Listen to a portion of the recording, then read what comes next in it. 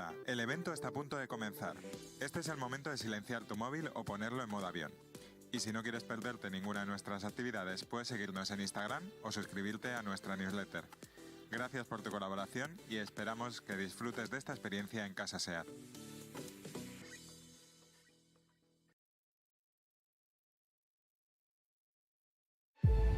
Photography is about appreciating the world. To find an image which speaks a universal language. Steve McCurry, photographer of the famous Afghan girl. Well, that will be his obituary. This is, I'm Steve McCurry, just in case you were wondering. Steve is a bit of an enigma. Part of his social wisdom is invisibility.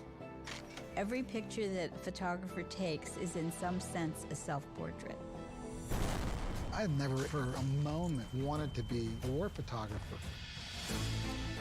Why in the world would you choose to venture into such a god-awful situation? What is my job? Capture images that say something about humanity. Next thing I saw was this little girl with these incredible eyes. What is truth in photography? The Afghan girl under fire. If he can make the picture a little bit better, he'll do it. I'm not a news photographer. I see myself more as an artist, period. He didn't care about any of the niceties, the luxuries, or the comforts. He had no friends. He had no one helping him. I've dedicated my life to pursuing color, to express the beauty of diversity. I can't imagine spending my life in any other way.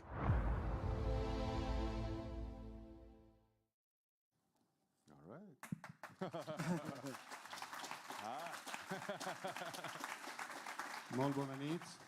Muy buenas tardes. Good evening, everybody. Thanks for coming. I think this is today one of the most interesting events that we had in the last 2 years. I don't think that Steve needs any introduction or presentation. Wow. I think he's one of the most popular person at the moment regarding photography. And for us, it's a big pleasure to share with you the work of Steve McCurry. And without any more introduction, I will just leave the word to Denis, who is a director, a producer, a friend of Steve, and will be the most entitled person in order to share with us the experience of Steve. So thank you very much, Denis. Thanks for coming with us, and the word is yours. Thank you. That works? Can you hear it? It's all going to be in English, by the way. Okay, that's cool. It works. Where should I point? You want to speak in Spanish? Okay. Catalan? Empiezas tú. Okay, let's. I just point over there. Yeah. Okay. Good. All right. So we're going to talk. It's going to be very informal. We're going to chat. We're going to talk about the film. We're going to talk about Steve, about his art, about his approach to photography, and about some biographic moments. Yeah? So we're going to start. I wanted to start with this picture, which I think is really cool. Steve invented the selfie, by the way. Yeah.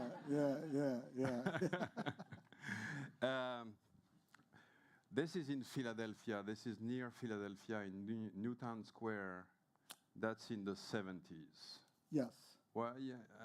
What were you doing at this time? You were working in your newspaper. You had studied filmmaking, right? Yeah, I studied filmmaking.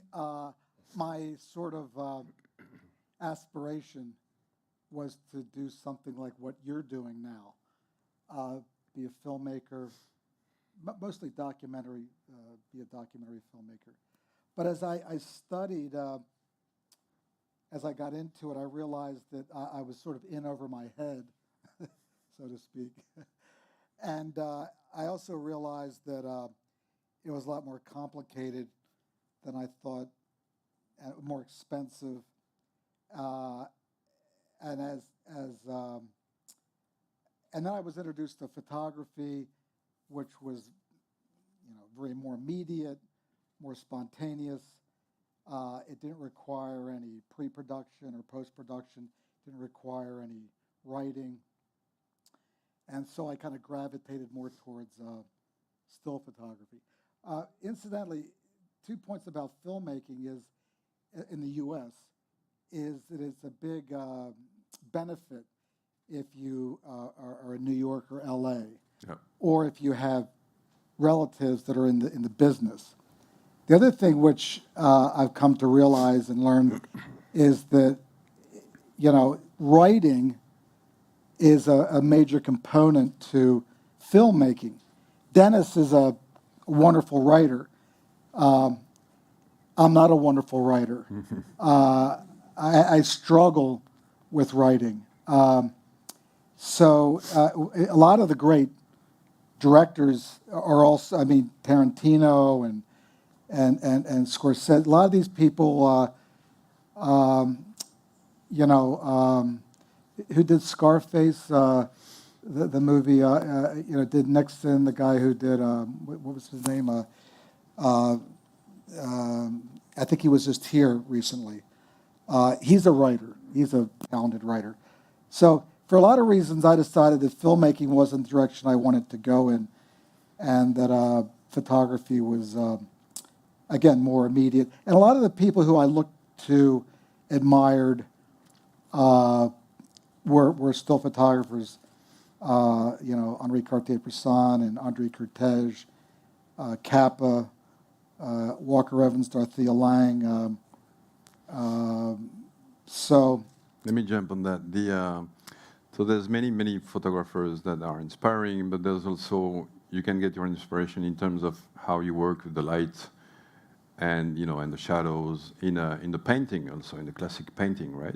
Buñuel, Goya, De Sica, Orson Welles, Billy Wilder, Kubrick, were all filmmakers that I learned so much about light and composition from them. And I incorporated a lot of, painters, Caravaggio and Renoir and Degas. I looked at how they handled light, and again, I learned about that. So that was something which I, was really important, I think, in my development as a young photographer. Mm-hmm. So that's one of the scenes of the film. You're a young photographer, you're a beginning photographer, and you get a job. You get a first job. Can you tell us this little story? Well, so I went to college. I did really well. I got, I was on the, was the top of the class. And I thought, well, I'm set now, I'm just going to sign, I'm going to, when I get out, my first job, my first job out of university was waxing floors at the elementary school where I went to when I was like 8 years old. Pretty sexy. Humiliating. Absolutely humiliating. So I kind of went to a newspaper and I started freelancing. I was getting $4 a picture. Well, the $4 included transportation, going there, coming back. It included the processing, the photographic paper, the chemicals, and my time. So, and I did this for weeks and weeks. So I was actually losing money. And the picture, the assignments were really bad. It would be like, okay, there's some firemen that are having a function. We want you to get a picture of these 4 guys, like the worst kind of photography you can imagine. So I did that. I got the job. Eventually, they gave me a staff position. I was on a salary of $115 a week. But in the back of my mind, I said, I'm going to escape. I'm going to plot I was like a prisoner. I was like, the Count of Monte Cristo. I was going to carve through the wall. So after 2 years, I left and went to India and spent 2 years there. I didn't come home for 2 years. Was raining at the time, no? Sorry? Yeah, this was me in the monsoon, man. That was, That's India? you can't imagine in your wildest dreams how dirty this water was. It was, you don't even want to get that memory in your brain. It's so dirty. It was really nasty.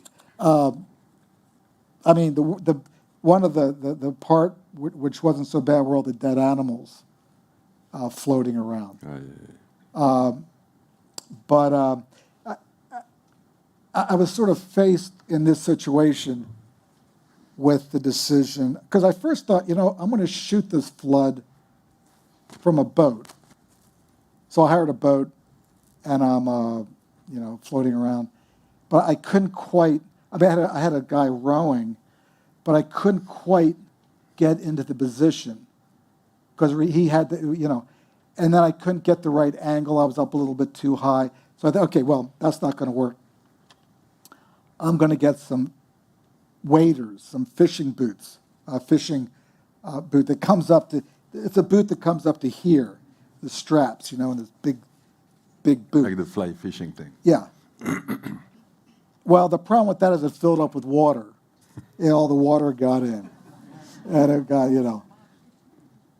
So I thought, okay, well, all these people are just walking around, so I'm just going to have to, if this thing kills me, I'm just going to do it. So I took the waders off, and I just got into the water and spent, in this situation, it was maybe 3 days.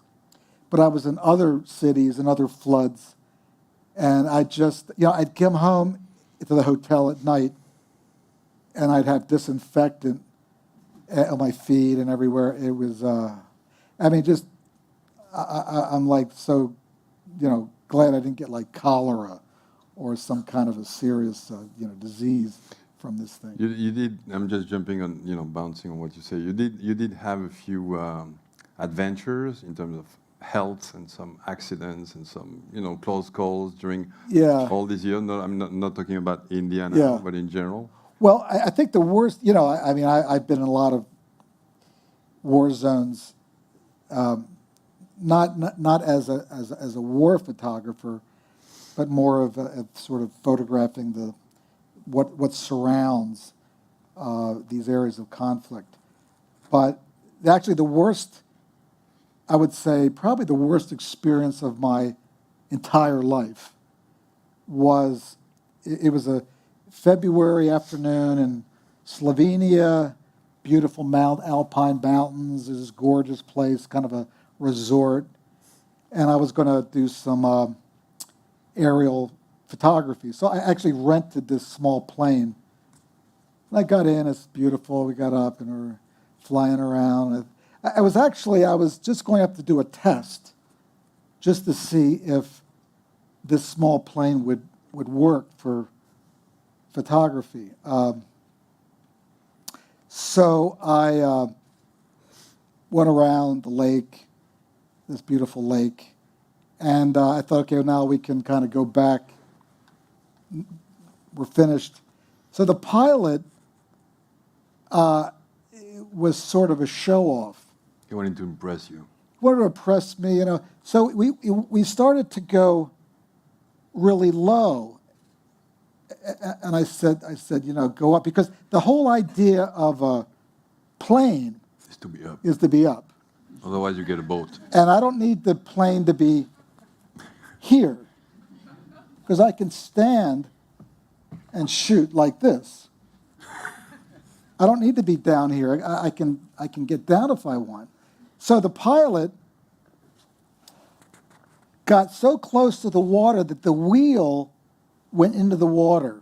And then we were, and I don't want to be crude, but we were completely fucked at that point. The wheel goes in, he can't get up.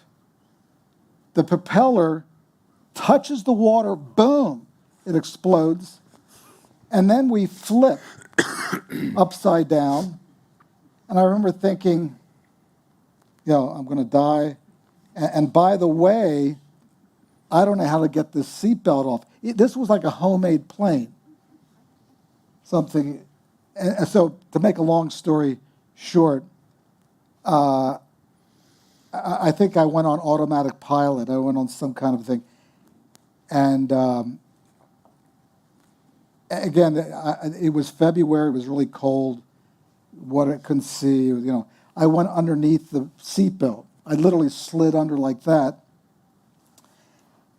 And the seatbelt was loose enough that I could get out. I mean, so I got out. I swam to the surface, and the pilot's there, thinking, "Oh my God, I'm glad you got out." I wanted to hit this guy. So that was a kind of a terrible time. I mean, it's just one of those things where unexpected. An accident happens, and you just things sometimes just out of nowhere things happen. It actually. We were in Timbuktu in Mali, and I was flying back from Timbuktu back to the capital, Bamako. It was a sandstorm. It was a French plane, a French pilot, which I knew right then I was in trouble. Sorry, man. Never let a French pilot anything. But the good news was, so we were flying back, and I don't know if he got lost. He was following the river. But I noticed that we started circling, and there was a big storm coming, a huge black wall, and we started circling. And I thought, well, we're not at the airport. It's just jungle, circling. And then I realized that we're not going to Bamako.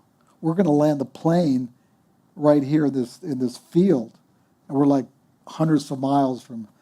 So we landed the plane in this field, and we're bouncing through the thing. I thought, oh my God, we're gonna die. But he was able to land it. But the next day he flew out and left us there because the plane was too heavy.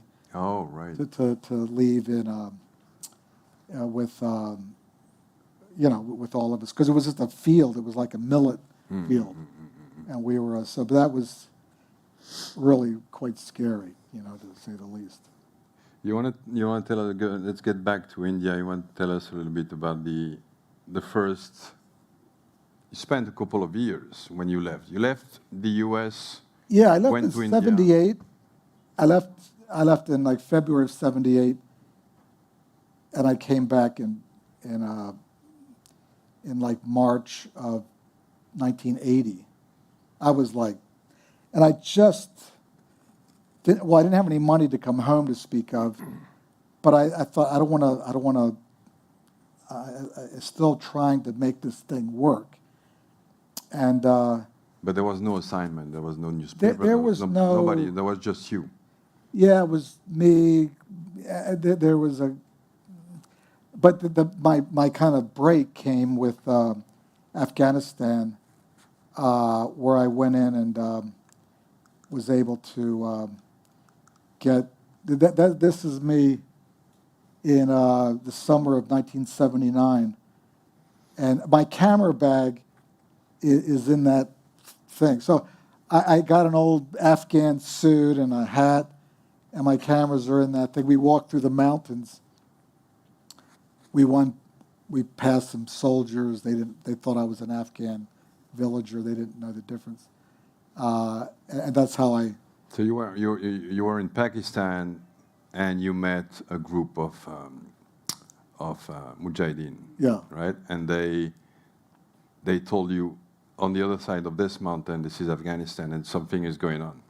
There was like a civil war going on, right. And they asked you to, because you had a camera, they asked you to come in this country that, in this, back in time, nobody really talked about Afghanistan, and the media were not really interested in that. So they saw you with a camera and they said, "Come over. We got a story. We want the world to tell our story," and off you go, right? Right. You spent a couple of days. Yeah, I was reluctant to go because I had never been in an area of conflict. I didn't really know them, and I'm going into. I had to go across the border without a passport, and everything about it seemed a bit uncertain. And I thought I'm going to go into a war zone with some strange men. Nothing about it seemed like a good idea. But I thought about it, and I decided, okay, hell with it. I'm just going to take my chances. And that really changed my life. So that's me in the middle. And these are these guys that were my kind of escorts. And, and I just, this sort of ragtag group of guys. I mean, this is, you can see their rifles. These are rifles from like World War I. And, they were just trying to defend their homes and their villages and whatnot. And, I spent, I don't know, like 2 or 3 weeks. Then I went back again. And then subsequently, I went back about 30 times to Afghanistan. What's with the Afghans that is so interesting, so intriguing, with the way they defend themselves, the way they protect the relationship they have with their country, the mountain? Well, I was intrigued with Afghanistan because this was, kind of a pivotal time in their history. It was again, this two sides pitted in a life and death struggle. And literally, the government against these rebels, and it was literally a fight to the death.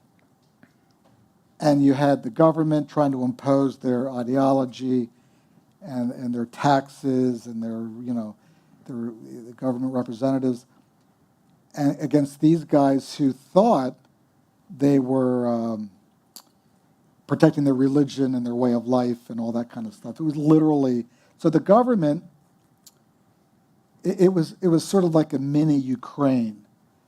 The government's kind of strategy was to bomb and destroy all the villages. And then the people in the villages would have to go to neighboring Pakistan as refugees. And I went through many of these villages. I mean, they were just completely destroyed. There was no way to really rebuild easily. So they had to, and it was systematic. They just went around, so that the government knew that these guys were getting assistance and safe haven in Pakistan, so they wanted to completely empty and clean the border so that these guys wouldn't have any place to sleep or to eat. And they just did that. And eventually, several years later, that area got larger. So I felt like, I thought that this was an important story, and this was something which, I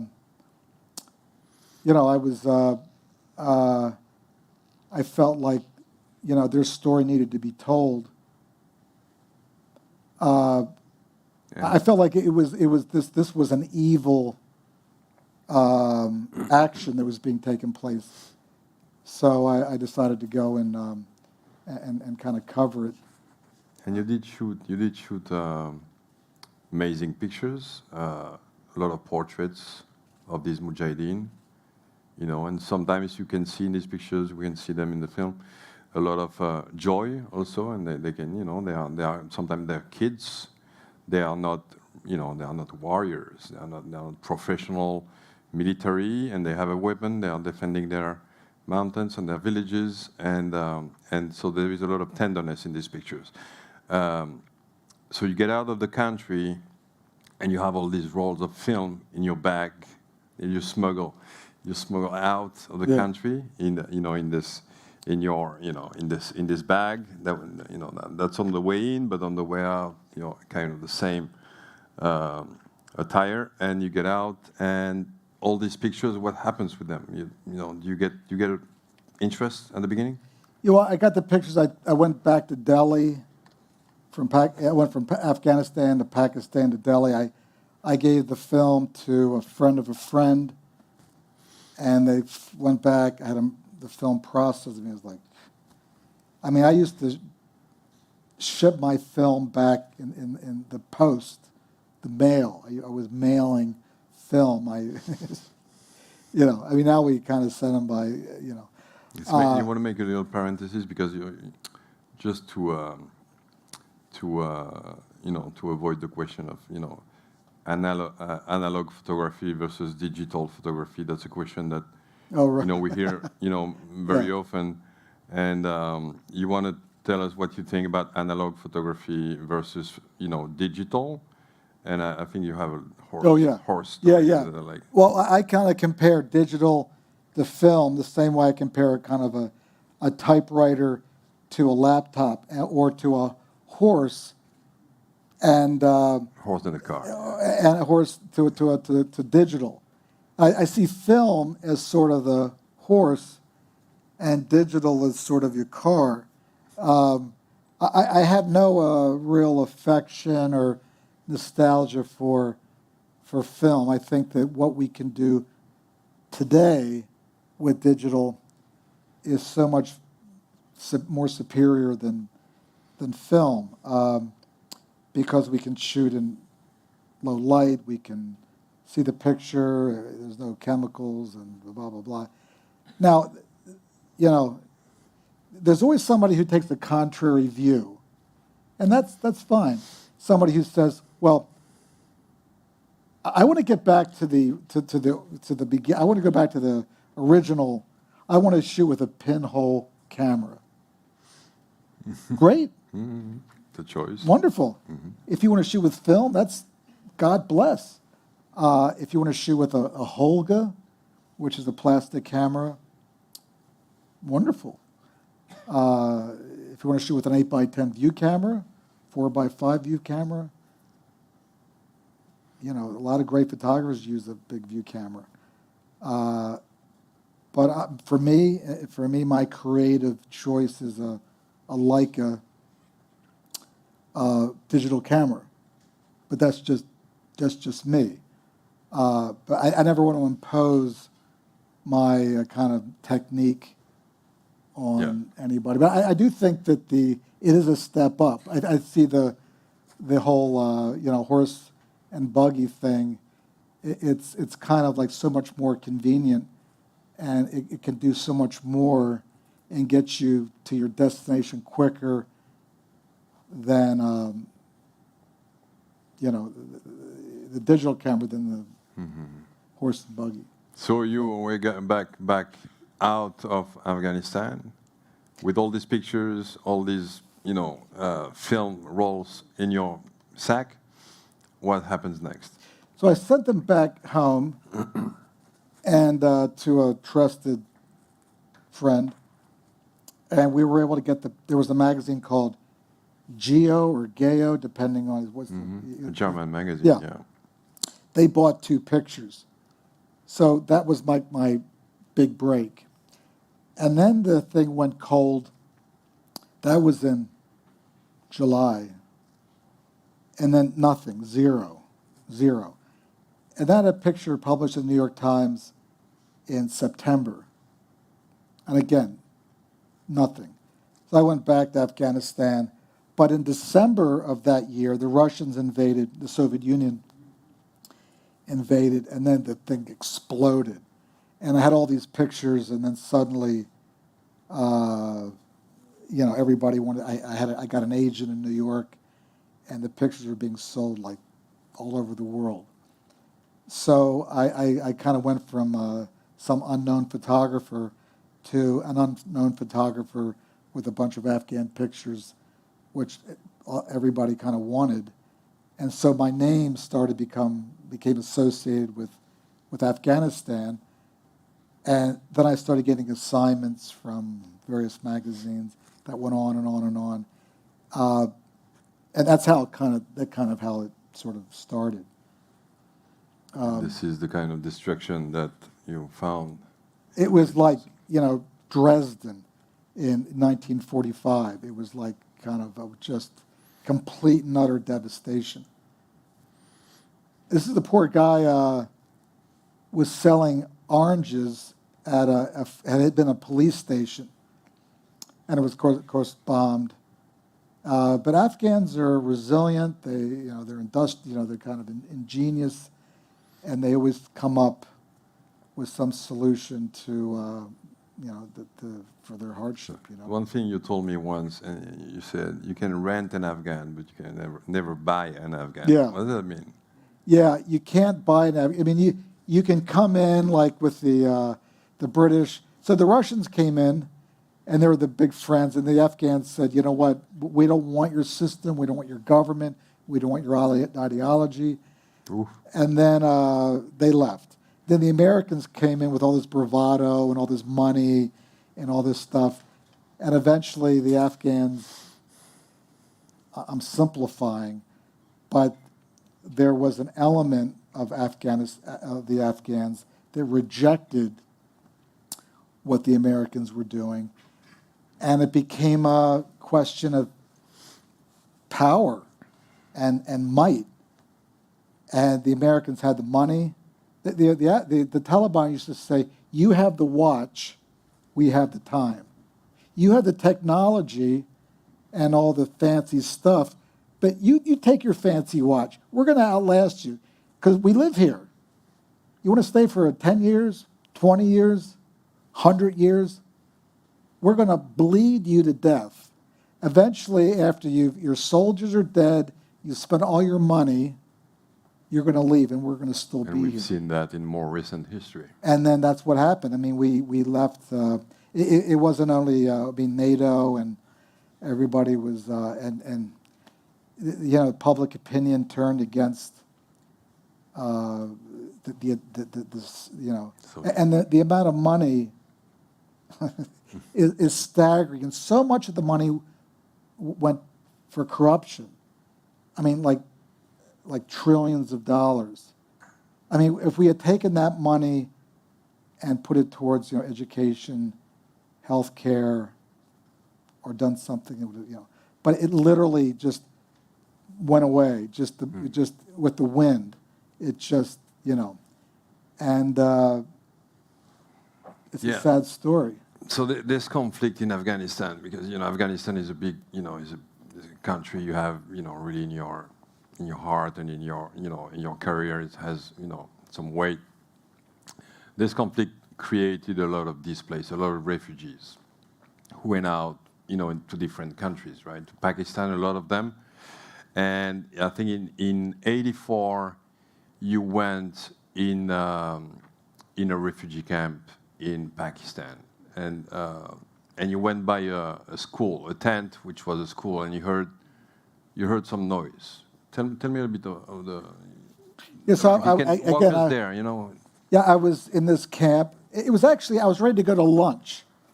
It was like 11 or 11:30, and I thought, okay, the light was really bright, and I usually start like at 7 or so. I was ready to go back to the hotel when I heard those voices, and I was on my way. I thought I'd go to stop in for a minute and see what's going on. So I went into the tent, and all these girls sitting on the floor, the teacher, and I saw the Afghan girl on the floor. They're all sitting on the floor, and I immediately saw that expression, that look, those eyes.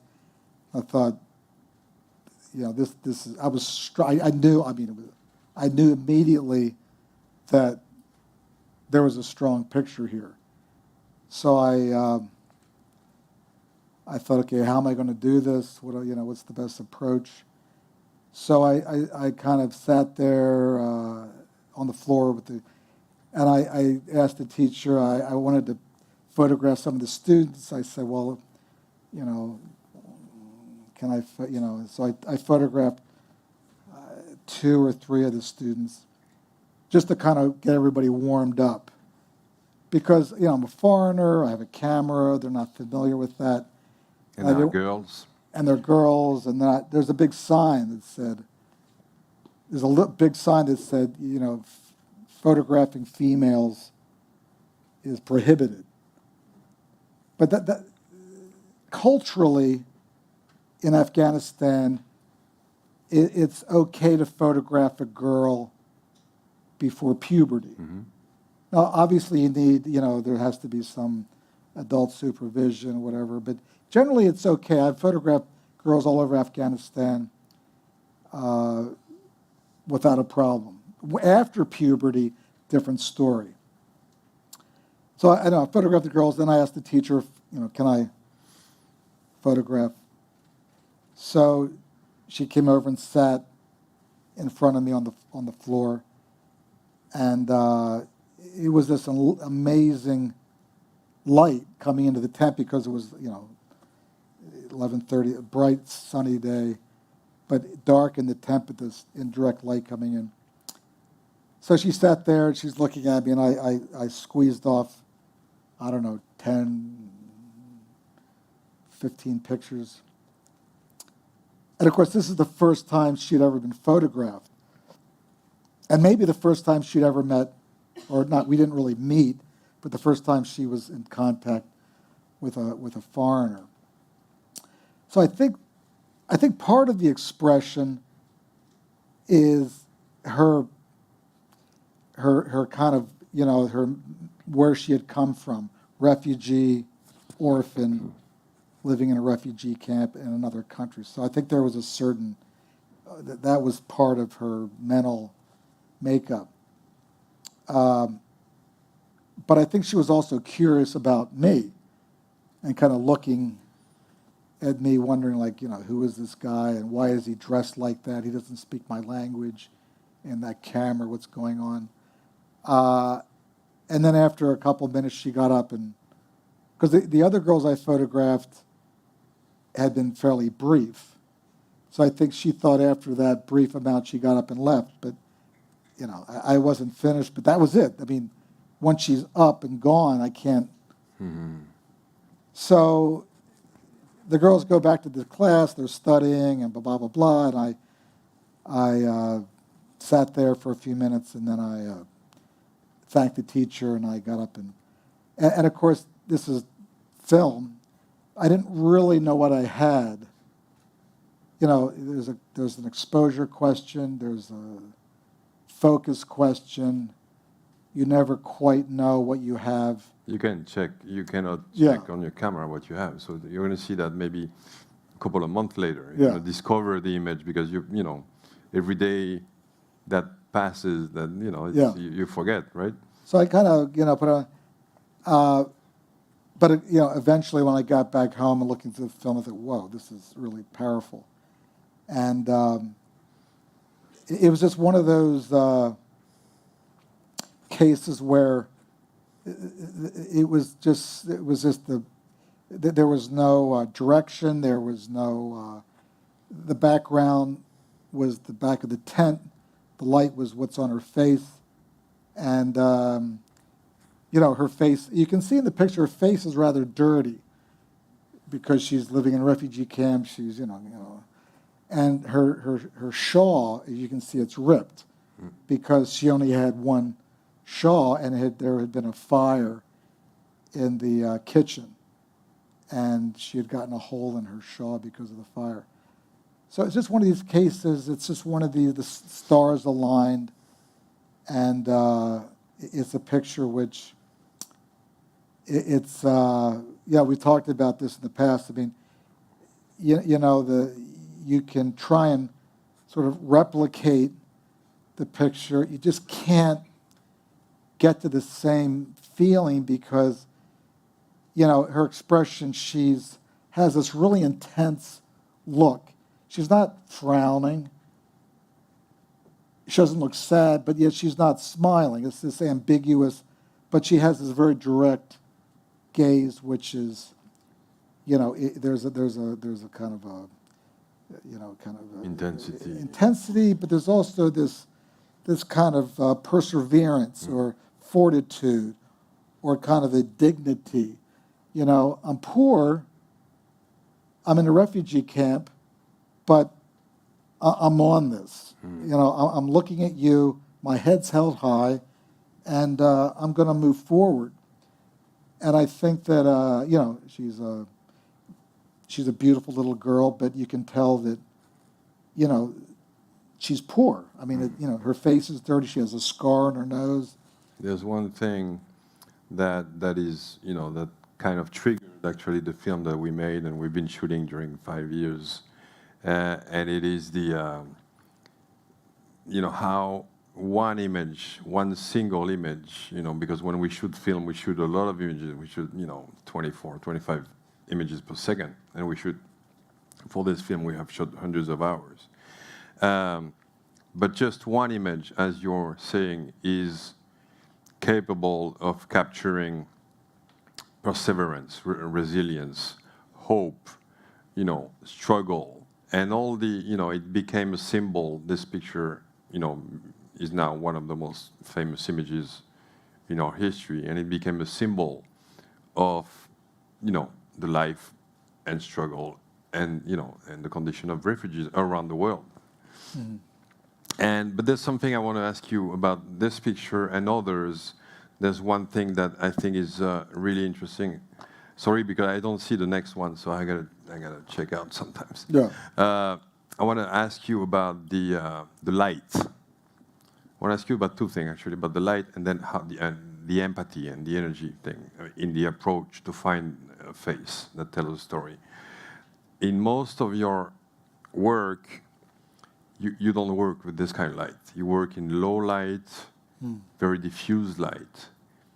How interesting is this kind of light, which only happens if you're somewhere in the shadow or you're near sunrise or sunset? What happens? You know, do the eyes open wider or something? Well, it just occurred to me as you were talking that people always say, "What's your advice to a young photographer?" Yeah.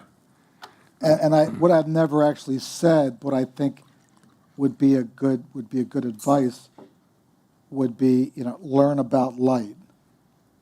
I remember I was a magazine editor once, and he said, "Well, come back after India. Come back and see me. Go to India, bring your work back, and when you get back, let's talk." So I'd like to see how you shoot. I'd like to see how you handle light and whatnot. I had no clue what he was talking about. I had no idea what he was referring to or what that meant. And I said, "Oh yeah, sure, okay, I'll come back and see you when I get back." Not knowing, but you know, getting a grasp of light, how you work with it, study light, is like a big deal. It's like a really big deal. For me, it's the center, you know, yeah, piece of, you know, of most of the, you know, arts, yeah, painting and the film and photography and even drawing. It's, you know, the lights and the shadow. How do you work with that? Right. But the empathy thing and the tell us about the low light. The oh yeah, diffuse light. oh yeah. Well, I like, my eyes are very sensitive to light.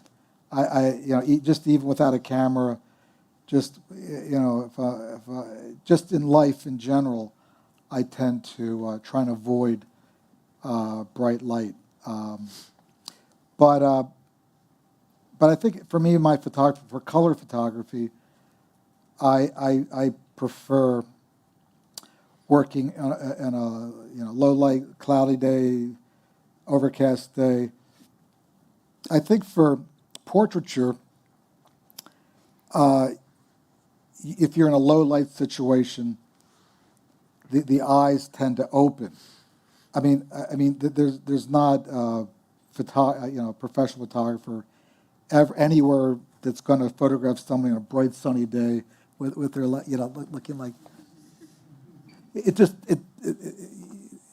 tells a painful story. Whereas if the light's soft, you know, the eyes tend to open up. They're more relaxed.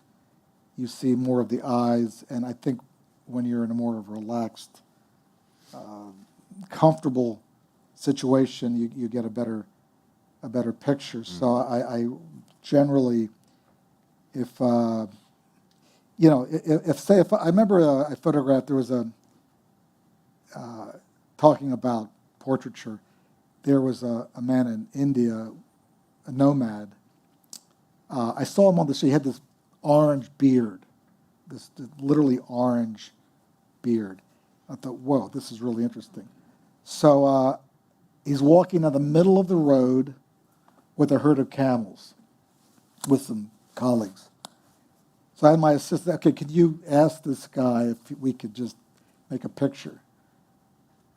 But we don't want to get him killed in the road. So if he could step off to the side. So he agreed. So we went over, there was like a garage. So we just asked him to stand next to right at the garage.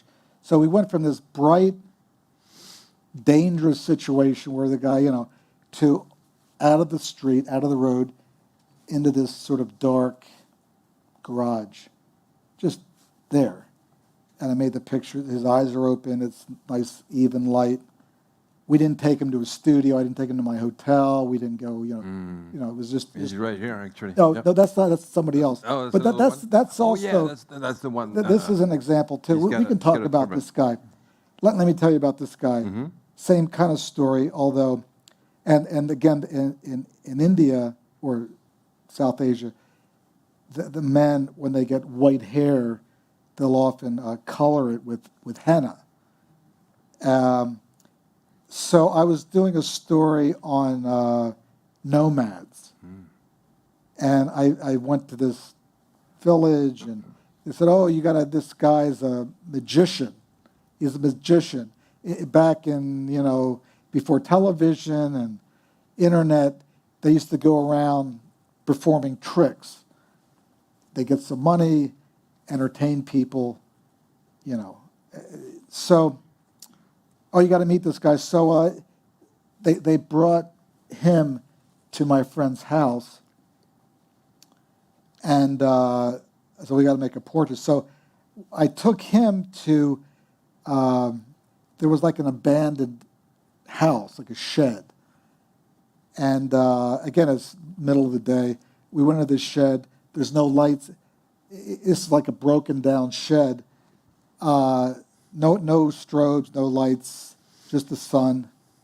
It literally looks like a backdrop. It's just a wall. And the light on his face is completely natural. I made a few pictures, and it was just, this. And I love this kind of thing because it's so coming from, where I grew up. We never saw somebody like this. This guy, in his village, this is sort of normal and everything. But to me, this is like, it's such an amazing way to adorn yourself, a way to present yourself to the world. I have this, this blue shirt, and I have my hair, and that's how I present myself to the world. But this guy, that's the way he dresses, that's the way he lives his life. And I just find that extraordinary. I think it's actually a beautiful thing that we all kind of do things a little differently in different parts of the world. And I think that needs to be celebrated, that's the way he does it. And I look at him and think, great. I love the way you dress. I couldn't do that,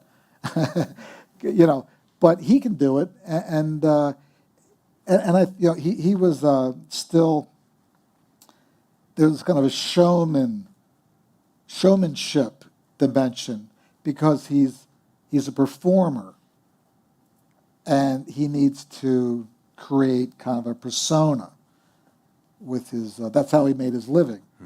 So I thought it was just somebody you randomly meet, and his way of life as a nomad. The nomadic life is kind of over, by and large, in the world. Probably, 100 years ago, there were nomads all over the world, but that's because with this group moving their cattle from one region or to another. There's highways, there's fences, there's towns. They can't take their cattle and graze just anywhere. People, So the whole thing has kind of come undone, and this is over now. This way of life is kind of so to kind of document that, celebrate it. It was like the last roll of Kodachrome. It served its purpose, but in the end, nobody wanted it.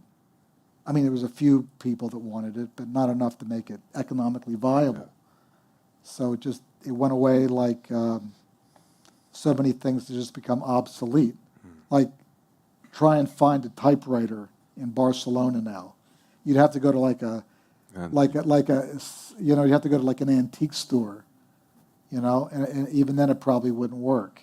They just, That's one thing we explore in the film, and we, the title of the film is The Pursuit of Color, and color being all this variety, all this palette of differences that we have that makes us so interesting, so contradictory, so rich as a species, because we're all different and we all have different colors, and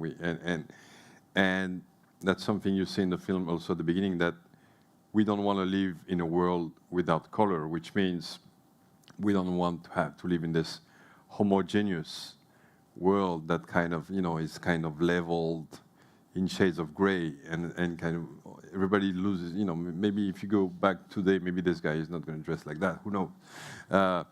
But so that's one of the things we explore in the film, the difference and the value of difference and the value of all these colors. And there's another thing that we explore is that a lot of people don't, a lot of people know you for this picture and many other iconic pictures, but there's one constant element in your work, which is one element that, that is also constant in, the last 20 years of the films I've made, which is the environmental consciousness, the interest for the planet and how we are, what kind of footprint we have on the planet in our race for, fuels. And I'm going to put a picture now, which I think is fascinating. That's in Al Ahmadi oil fields in Kuwait after the Iraq invasion. Yeah. Tell me about this environmental, thread in your work. Every time I'm somewhere, I'm constantly reminded of, the planet and what kind of shape we're leaving it in. And, you look at,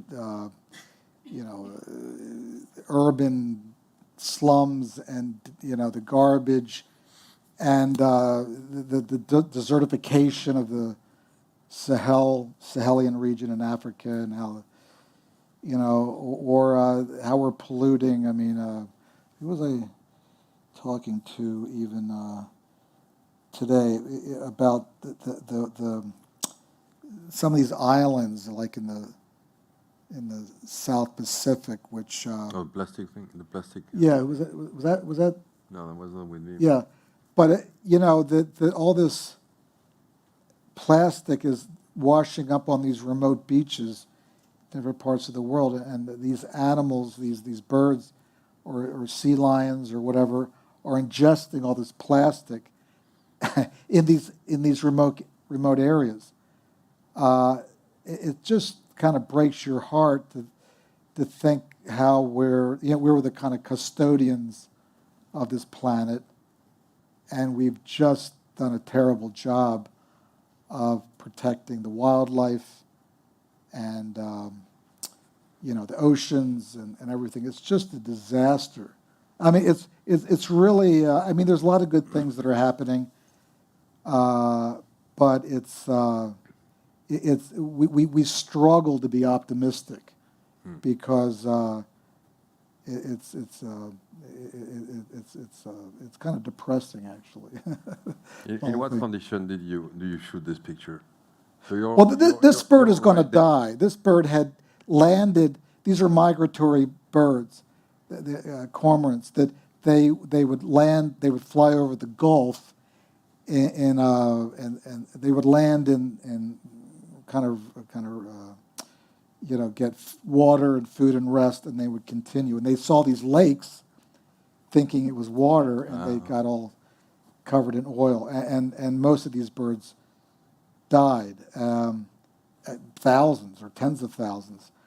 And it was all because Saddam Hussein at the time wanted to deny, or he thought, if I can't have these oil wells in Kuwait, I'm going to destroy them. Because of the greed, he thought that Kuwait belonged to Iraq, and so he invaded Iraq. He invaded Kuwait. So that's the bird. But it was a disaster. We've talked about this. Look at this guy. Yeah.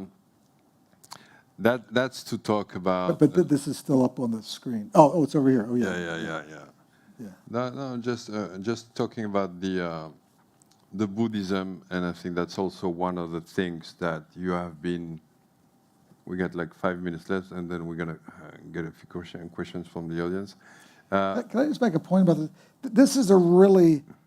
This is a very simple picture in the sense that there were some lights, like these lights, that were made by the government to light this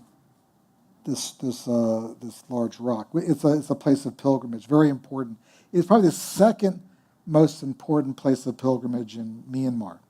So you have these bright lights, okay, but then you had the setting sun on the other side. So I waited until the balance of the lights and the sun was kind of equal or whatever. So it looks like maybe I used some flash or some artificial light, but it's completely natural light. Nothing. I didn't do anything to it at all. And it's a funny, not funny, but interesting place, because this is a temple, and this is like the Golden Rock. And if you were to look, out of the frame, it's like a temple, and there's like a yeah. Right. It's a big, building on top of that. That's really interesting. I think I was there 3 days. Waiting. At first it was cloudy, and then it was cloudy, and then I think the last day the sun, came out, and we were able to make the picture. I'm not sure if I would have waited. I probably would have left. Thought, well, that's not going to happen. I'm going to, But we just got lucky. It's worth waiting sometimes? Yeah, you have to decide. It's like, maybe it's like roulette. Where do I put my chips? And how long do I keep, how long am I going to do this before it's just luck's not in my favor? And it's always, I'm on a street corner waiting for something to happen, and you wait, and eventually you think, you know what, I'm wasting my time. I can't invest any more time in this hoping somebody's going to walk here, somebody's going to walk there. I have to fold. I guess what they call it in poker.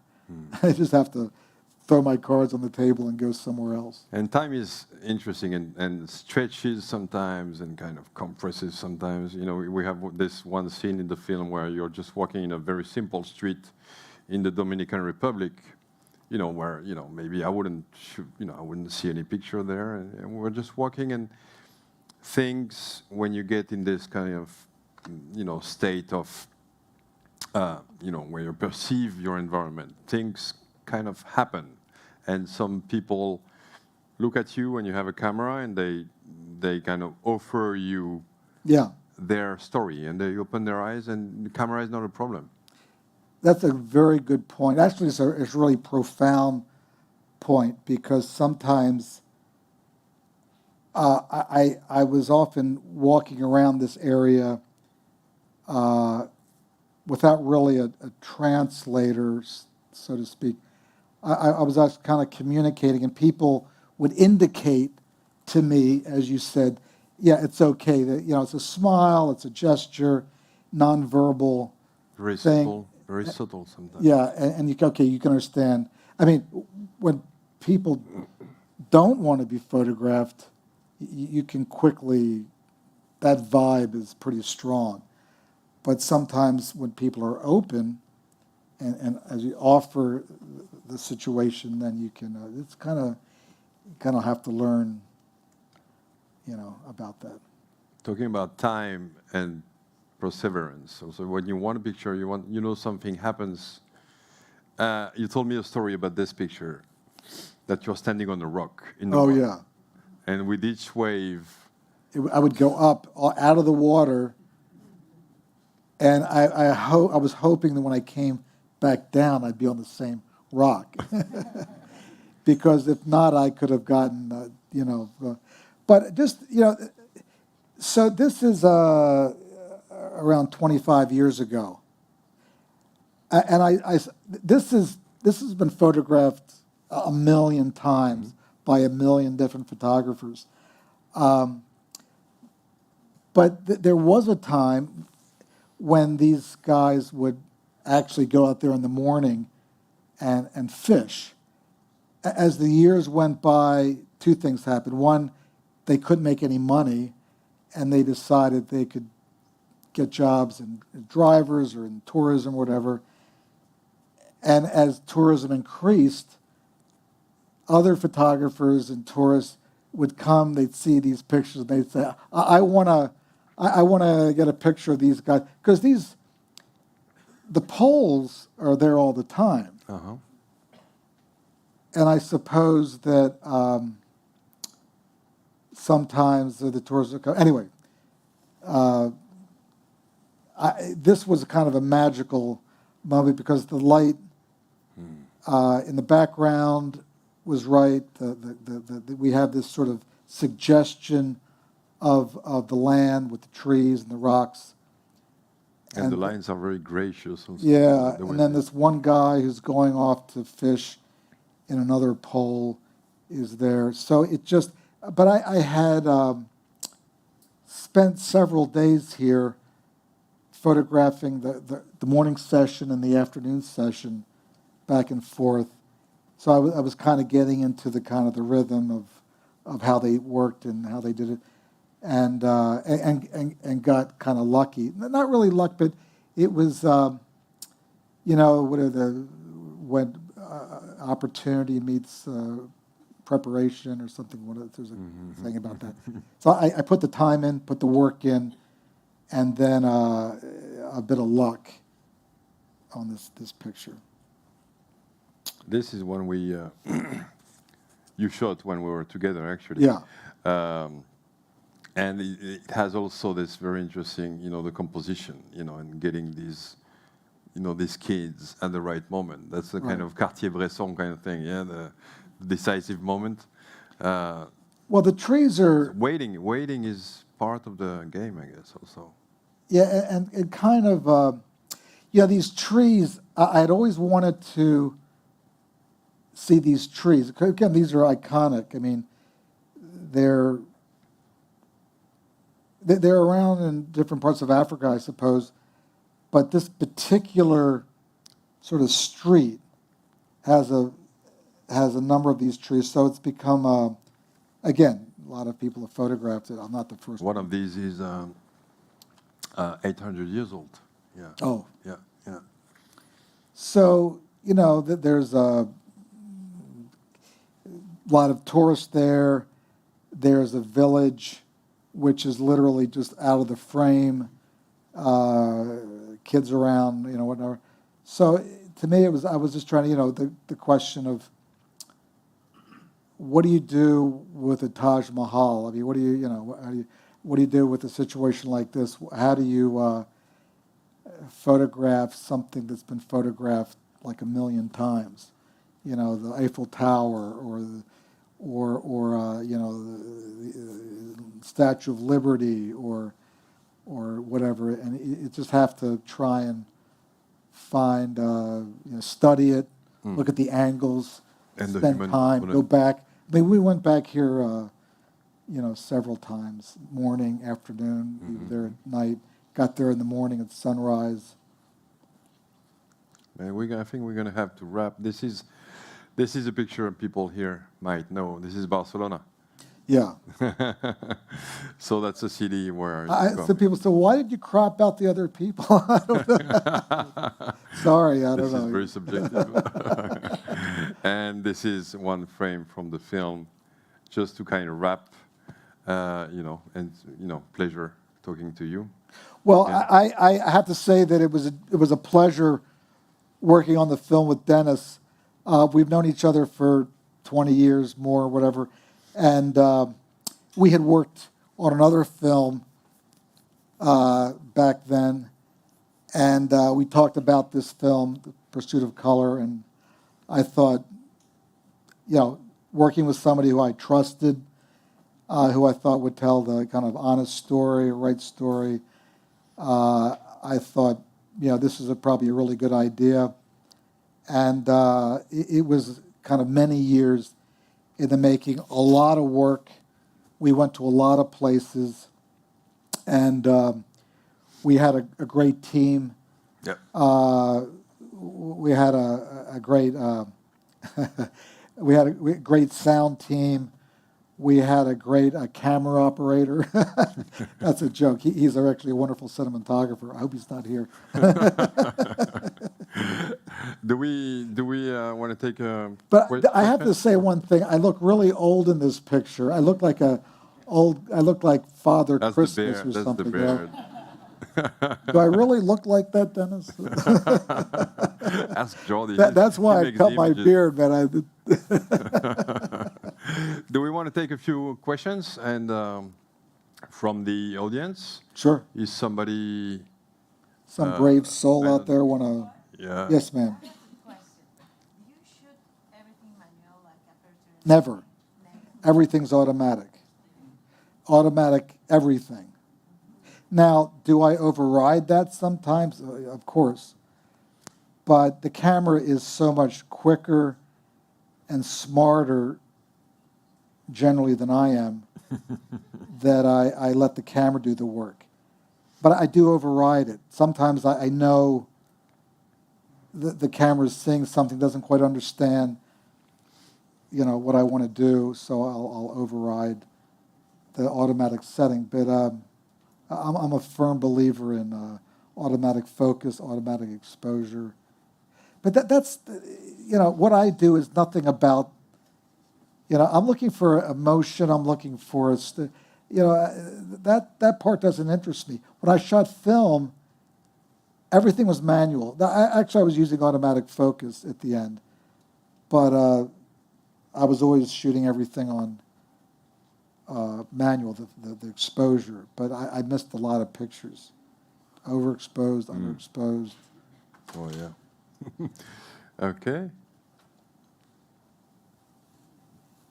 I don't see the people. We don't see the people from here. I see this young lady here. I have a question for you. I'm not a photographer. I'm not even close to being a good one. But from the first reel that you played, you said that your work is about humanity and trying to capture humanity in the portraits. How do you maintain yourself neutral when you take these pictures? And I'm saying this because we've seen that you have a certain sort of affection to Afghanistan and the way you talk about the war. The pictures speak for themselves. How do you maintain yourself unbiased when you take these pictures? Because well, I think that you have to tell sort of an honest story about of Afghanistan. I mean, you got to show them as they are. But I think you always have a point of view.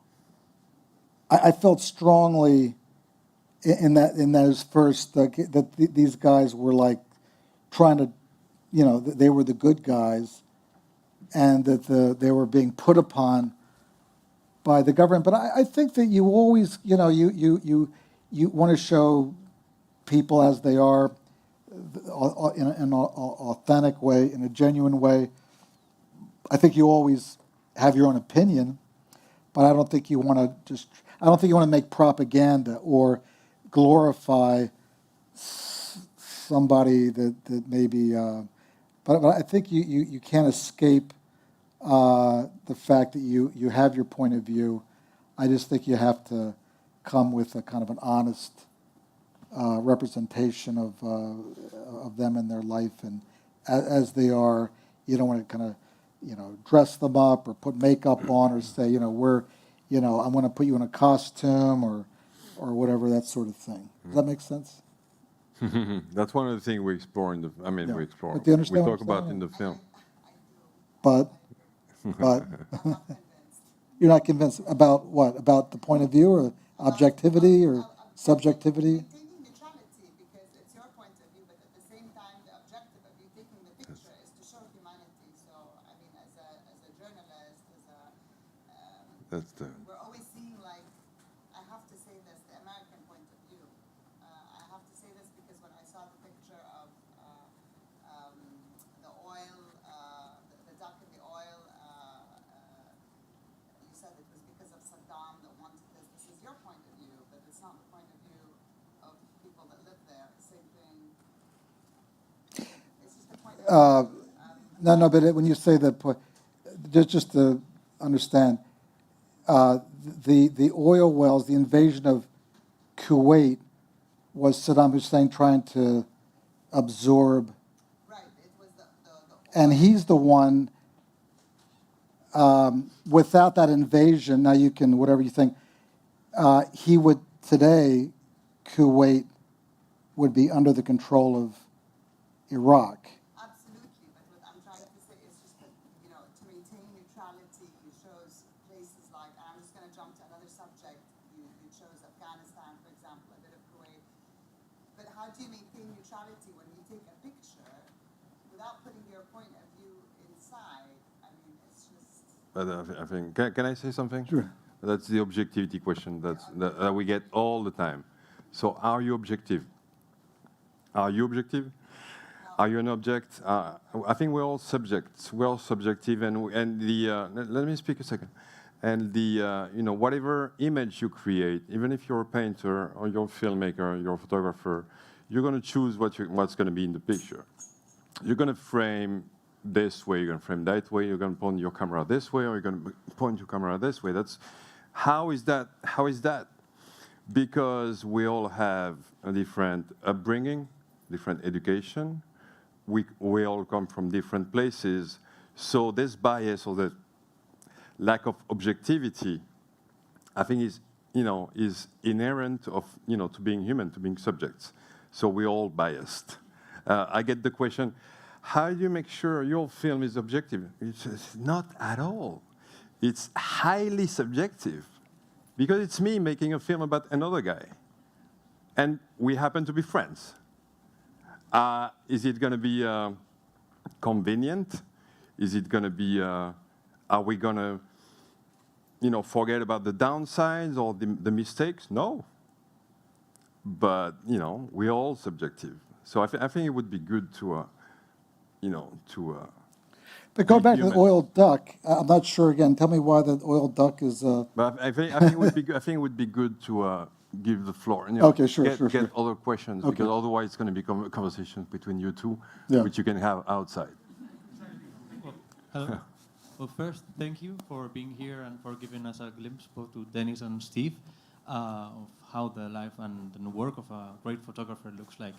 Also to CASA SEAT for making it possible. And now goes my question. And it is, Steve, how do you find a good balance between editing a picture and when is enough? How do you decide? Well, I think it's enough. I think it needs to be, I think it needs to be true to the scene as you recall it, as you remember it, as you saw it. I think that's the point. Thank you very much. Yeah. All right, and we got time for how many more? I mean, it depends what kind of question, of course. Go ahead. Hi, Steve. It's a quick one. It's with regards to the Afghan girl. Okay. What made you to go back to Afghanistan after 30 years to shoot again the same lady, to look for the same lady? It was after 9/11. There was a filmmaker that I knew, and we decided to go to Afghanistan and look at Afghanistan post-Taliban. So we were going to go to Afghanistan, and then we were going to talk to the Dalai Lama about world peace because, everybody was traumatized. But we decided the Afghan girl, we wanted to find out, what happened to her. We were going to spend a few days looking for her, and then to the refugee camp, and then we were going to go to Kabul and do a Afghanistan piece, and then end up in Dharamsala with the Dalai Lama. And as we started the film looking for her, as we got close to finding her, we stayed with that story, eventually found her, and that was it. We ran out of time and money, and everybody was eager to wrap it up. So the film, and we found her. It was a dramatic story. So that was the film. And you're still in. And the Dalai Lama ended up being in the hospital, so that went away. And as I said, we only had a 2.5 or 3 week time to do the film, and that time was gone, money was gone, boom, that was it. So, but there had been a lot of questions. People were wondering, what happened to her, because you remember after 9/11, people were, because we had gone to war with the Taliban, and everybody was wondering. Everybody was now interested in Afghanistan. Before, people weren't that interested in Afghanistan, or even knew where Afghanistan was. And you're still in touch with her, and she now. So Bonnie McCurry, Steve's sister, works very close to the the Afghan. I mean, not only the Afghan girl, but a lot of Afghan girls through a foundation, and working for education. But they worked actually to help her get the refugee status, and she now lives in Italy. Yeah, my sister basically, through just force of will, was able to, because she wanted to immigrate. She wanted to go out of the country. That was, she said, I want to. So, but she's like, I can't, and she was with her family anyway. So my sister actually facilitated her going to Italy, and we've been actually in touch with her for, helped her. We've helped her in every possible way. Sometimes it was difficult to talk about it publicly because it's nobody else's business. Her personal life and her financial situation is not anything to do with the public or so we've never been able to talk about it. There's been a lot of criticism about, this, that, and the other thing. And I'm happy to suffer that, whatever. But we are in touch with her once a week, her family, and everything. So I feel like I feel good, and we have always been very protective of her, and I've always been at her side, at her family's side. And you've been on our side for an hour and a half, and it's been a real pleasure. Thanks you a lot. And I want to thank Gabriele and CASA SEAT for having us here, and I also want to thank Como, Carlos Brugueras, and everybody here who came. And thanks a lot. Thanks, Steve. Dennis. Thanks. So thank you so much. Thank you so much, Steve. Thank you so much, Dennis. Many thanks to all of you for being with us. It's not my job usually. It's really a pleasure. I think it was amazing to listen you both talking about the production of this fantastic movie. that I remind you that it is possible to see the film produced by Denis, and I think it worthwhile to spend some time and to dedicate, because I think it will be also even more interesting to comment this after the conversation that you had today. So thanks so much, and I hope to see you soon again in CASA SEAT. Thank you. Thank you. Thanks a lot.